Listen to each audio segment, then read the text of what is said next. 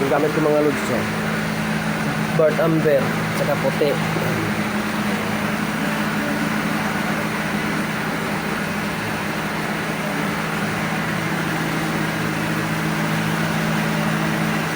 Ito lahat mga lods, espihan. Ito pa isang parang lods, oh.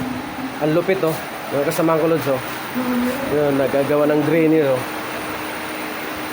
Lupit lods yun, oh. Sample mo lang kami lods kasi kung anong mas maganda lods. Mahirap kasi agad magtira ng tira, yung play reject, eh, no. Kaya nag-practice muna kami lods. Ito naman, ang ginamit niya, greening. So, yun, oh. Ay siya tumira pa rin lods, oh. Lupit yan lods, ano yan? Painter yan na ano.